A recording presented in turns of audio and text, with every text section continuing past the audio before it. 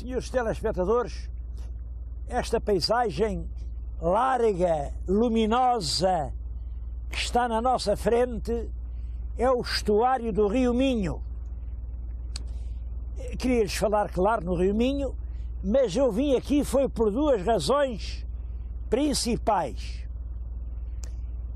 A primeira, para lhes falar na lição, que a meu ver podia ser uma lição para todo o mundo, que é o regime de pesca nas águas do Rio Minho. A segunda foi para lhes mostrar como aqui em poucos quilómetros, eu estou aqui ao largo de Caminha, vamos subir o rio até Valença, isto são 20 ou 30 quilómetros, pouco é, e vão ver como num espaço tão curto há tanta coisa para ver. Bom, e eu ainda ouço às vezes dizer, eu vou lá para fora, cá dentro não há nada para ver, isto não tem interesse. Pois claro, vocês não vêm cá e depois dizem que não há nada para ver. Vamos, em poucos quilómetros e em poucos minutos, visitar um dos mais fascinantes cenários que existem em Portugal. Mas antes disso, queria-lhes falar realmente aqui do regime de pesca do Rio Minho. Sabem que, estão a ver onde eu estou, estamos aqui no meio do rio, daquele lado é Espanha, daquele lado é Portugal, mas aqui onde eu estou, não é Portugal nem Espanha. Este rio não é daqueles que vai o rio e há uma linha imaginária ao meio e diz: para aqui são águas de Portugal, para aqui são águas de Espanha. Resultado, os pescadores de lá estão sempre para cá, os de cá estão sempre para lá, aquilo anda tudo à castanha, são com... Olhem, vejam o que se passa no Guadiana. Aqui não é assim. Aqui, e é isto que eu acho que é o exemplo. Aqui diz-se, Portugal é além e acaba exatamente onde a terra termina na altura da maré baixa. Além é a Espanha. E acaba exatamente onde a terra termina, na altura da maré baixa. E o que fica ao meio são águas internacionais. Aqui isto é de todos, porque não é de ninguém. Aqui tanto podem pescar os pescadores de uma margem como os da outra. E reparem, porque isto é de todos, aqui nunca há conflitos.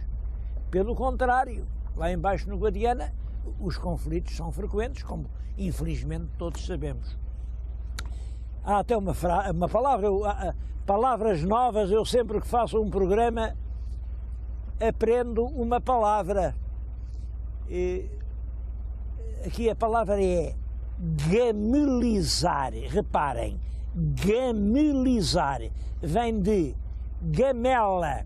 A gamela são uns barquinhos muito pequeninos, parecem realmente assim umas maceiras, uns barquitos, em que aqui os pescadores do estuário do Minho e do Rio Minho em geral fazem a sua pesca. E então agora começa-se a falar em gamelizar. O curso do Guadiana, claro que isso não quer dizer levar para lá gamelas, isso não tem sentido, mas quer dizer aplicar no Guadiana um regime de pesca internacional semelhante a este do Minho, em que a terra é de cada um, mas a água é de todos e todos lá podem pescar.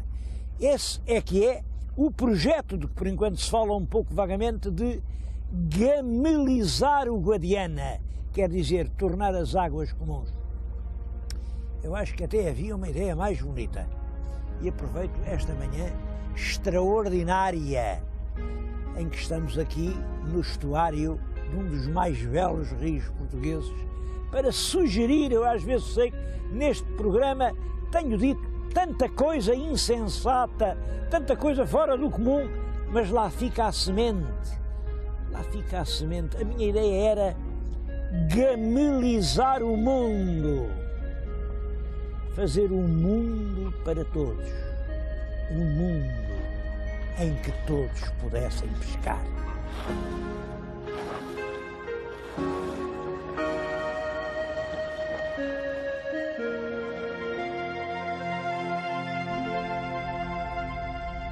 Bom, mas por enquanto o que está gamelizado não é o mundo, é apenas o Rio Minho.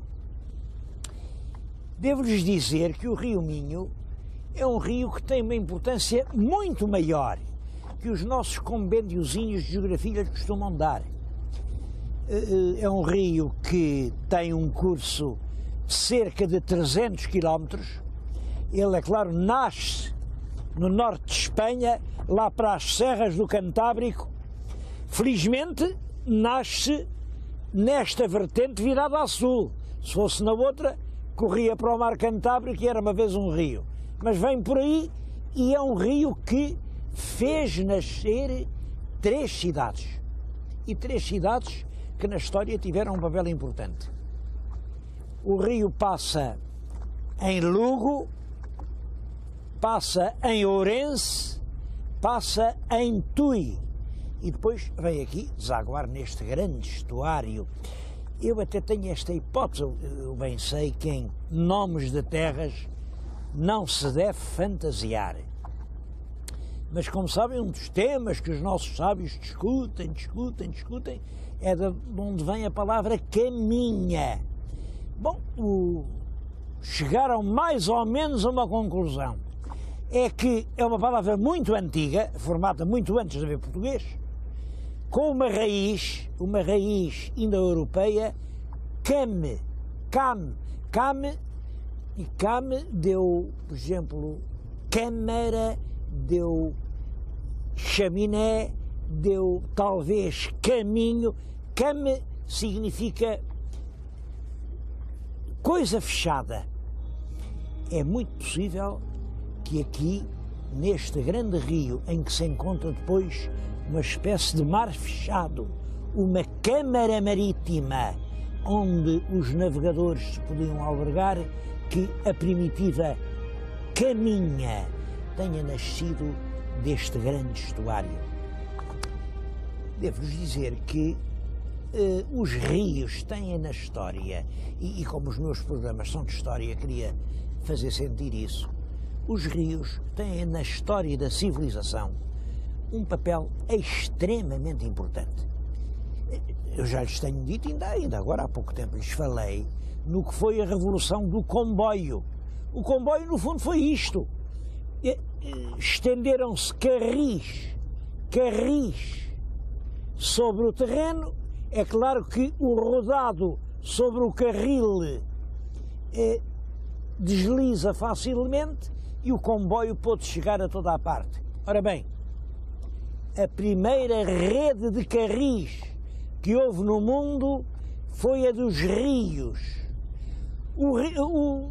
A terra é sempre áspera, tem penhascos, tem penedos, tem ravinas, tem abismos. Agora, o curso de um rio é sempre plano. E reparem, uma barcaça, uma jangada, um tronco, pode sempre aqui deslizar. É isso que explica que ao longo dos rios se encontrem os vestígios dos mais antigos povoamentos do mundo.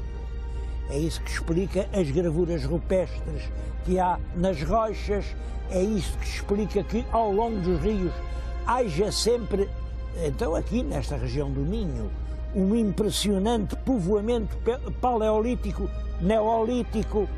É isso que fez dos rios a verdadeira rede da civilização. É claro, o rio não navegava, não era para navegar com barcos como este em que vamos, que é uma traineira de pescadores, não. Muitas vezes era uma simples jangada puxada das margens por grandes turmas de escravos com cabos. Ainda hoje se chama isso de navegar à sírega, quando realmente a corrente é forte, é a força do braço humano que leva o barco. Mas reparem, o que lá estava era o carril da água.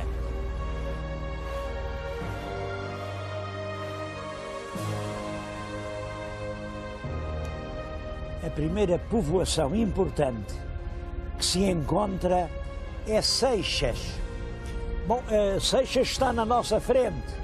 Vejam como é uma terra bonita. Não a estragaram. Mantém um perfil castiço e tem uma história cheia de interesse. Seixas é terra de pescadores, de imigrantes, de armadores de navio e de brasileiros torna viagem. E tudo isso tem lógica. E quando chegámos ao século XVIII, isto eram apenas pescadores. Pescadores que aqui neste estuário faziam belas colheitas de peixe, porque o peixe aqui é importante e valioso. Mas no século XVIII começa a haver uma enorme imigração para o Brasil. O Minho despovoou-se. É a altura do ouro, dos diamantes, o tempo de Dom João V, e os barcos vão cheios de minhotos. Houve três leis, prova de que nenhuma deu resultado, a proibir a saída de minhotos para o Brasil. Dizia-se que estes vales ficaram desertos. É claro que, quando uns partem, há sempre outros que ficam. E, naturalmente, dos que vão, a grande maioria não volta. Em cada 1000 voltou um. Os outros ficaram por lá, anónimos, mas foram esses minhotos do século XVIII que fizeram o Brasil moderno. Os que voltaram fizeram aqui as suas moradias, ainda hoje aqui em Seixas é a terra onde há mais belas casas de brasileiros, casas a afirmar o triunfo pessoal, com torres, mas é claro, também cá estão as casas dos armadores, dos que, sem saírem da sua terra, conseguiram ganhar o bastante para fazer estas casas que chegaram até hoje.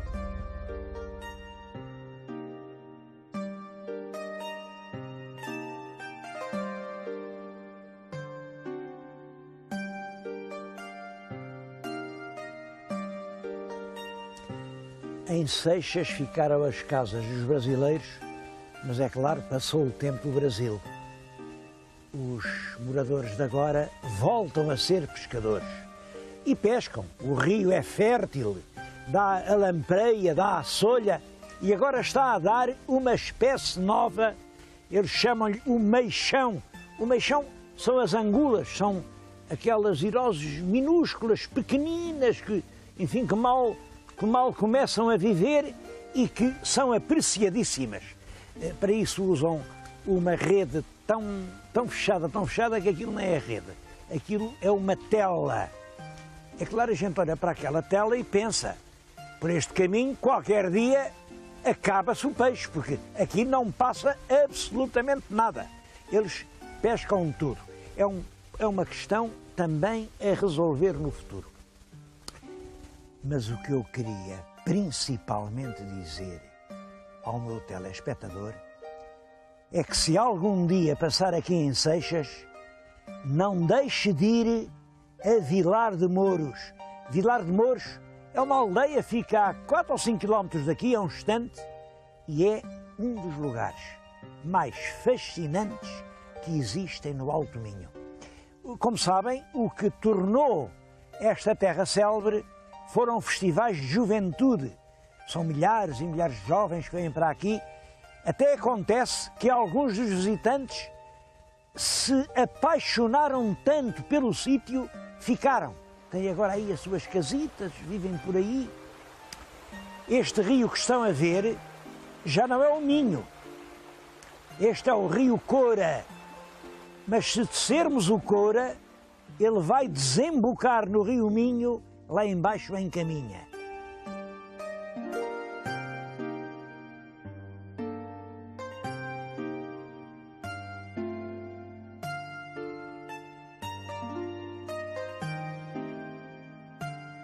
Este vale do Rio Minho está habitado desde, naturalmente, há muito tempo.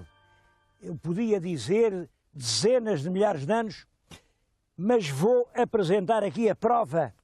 Se olharem aqui para o chão, veem aqui num enorme rochedo, está esculpido, isto é um cervo, um cervídeo. Vem o quadrúpede com grandes hastes, aliás, é uma escultura rupestre de uma grande beleza.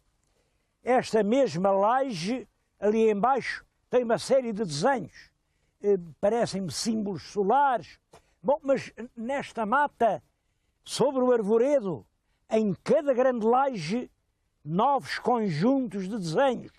Era o Abel Viana que dizia que isto era uma espécie de calçada de gigantes.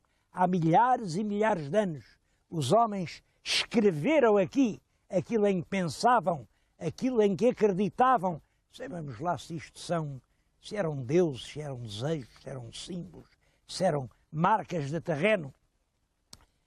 Que a verdade é isto, é aqui, no Minho, que se encontra o mais extraordinário conjunto de gravuras rupestres que talvez exista no nosso país. Bom, está bem acautelado, não está? Olhem, cada qual pense por si. Eu agora vou antes falar de pirotecnia. Bom, é que realmente é assim. Aqui, sobre estes rochedos milenários, estão implantadas oficinas de pirotecnia. Vocês sabem, pirotecnia quer dizer fogo de vistas. E não sei porquê, mas é verdade que em Portugal as gravuras rupestres estão sempre muito ligadas ao fogo de vistas. Estas oficinas pirotécnicas aqui do Alto Minho são das mais famosas de Portugal e devo-lhes dizer que são consideradas em todo o mundo das melhores. Eu não vou agora mostrar-lhes os diplomas que eles aí têm em toda a Europa. O fogo de vistas, quer do ar, quer preso. O fogo de vistas que alegra as romarias nas noites de verão, esses foguetes de lágrimas que iluminam o sol inteiro, tudo isso é feito aqui. É claro que hoje os nossos artesãos pirotécnicos, que são ainda dos últimos verdadeiros artesãos portugueses, têm uma arte que é única. Os nossos pirotécnicos estão-se a queixar, e com razão, da invasão da pirotécnica chinesa. Foram os portugueses e os chineses os povos que mais se salientaram na arte do fogo de vista. Só que, como é natural, os chineses trabalham mais barato. Eu não sei como isso vai correr, mas acho que das coisas que em Portugal merecem realmente proteção é esta arte popular, espontânea e antiquíssima do fogo de vista.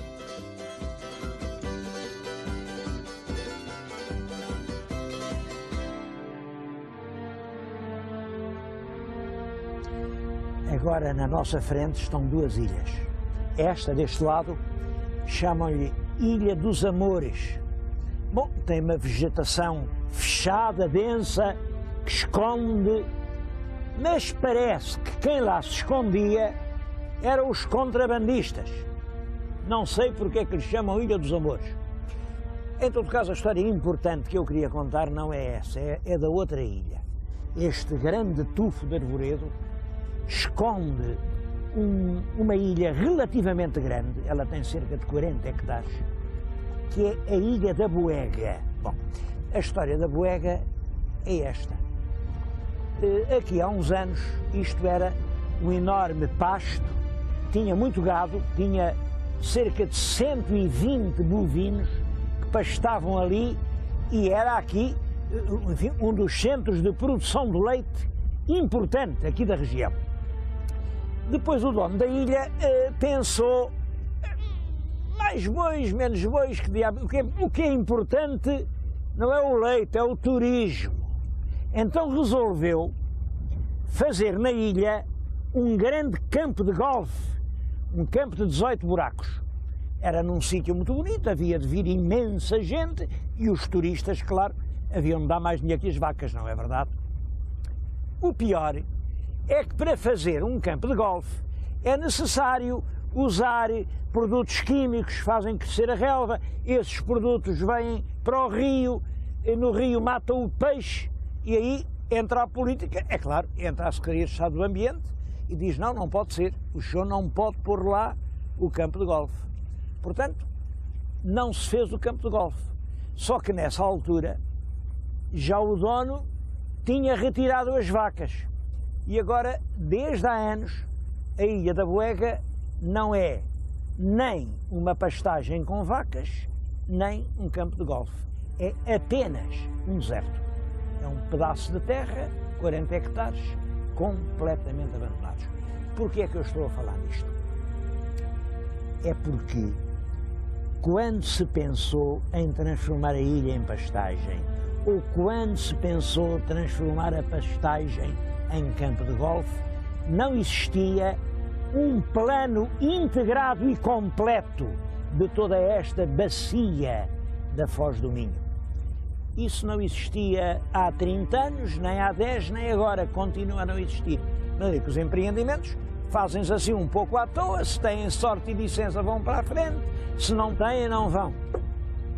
Bom, eu acho que esta região é realmente tão preciosa e tem tantos atrativos que bem merecia esse plano de desenvolvimento integrado.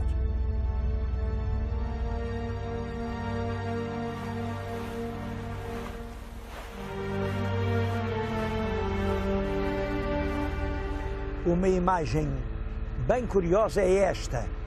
Como veem, é um bote da nossa Marinha de Guerra, leva a bordo um oficial e um marinheiro, que vai a subir o rio. É uma das ações de vigilância, porque desde 1864, como isto é realmente um espaço internacional, barcos da Marinha de Guerra Portuguesa e da Marinha de Guerra Espanhola percorrem constantemente este troço internacional do Rio Minho. Bom, devo dizer que 1864 para cá vai mais de um século e este regime tem funcionado perfeitamente. Nunca aqui houve um conflito.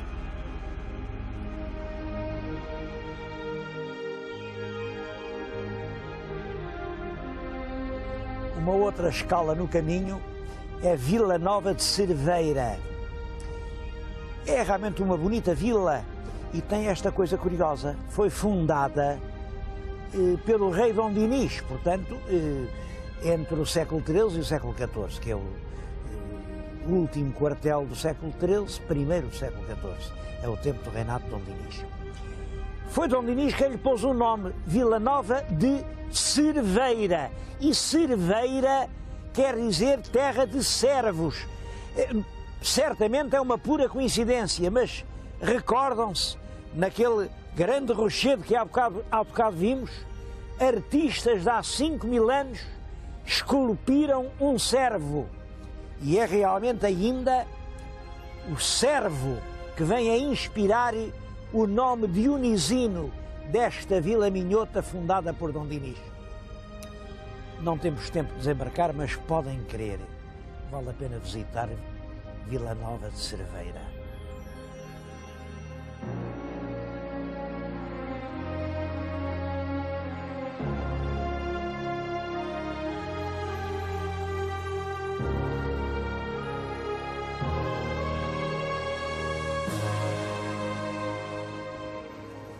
Bem, e agora aqui estamos no antigo Cais de Valença. Claro que hoje a viagem já se não faz pelo rio, faz-se pela estrada. Aqui vêem atrás de nós duas pontes, uma do século passado, outra acabada há poucos anos. Bom, eu agora gostava realmente de dar uma volta pela velha e acastelada Valença, mas reparem, o programa chegou ao fim, mas fica para o próximo episódio. Vamos visitar Valença.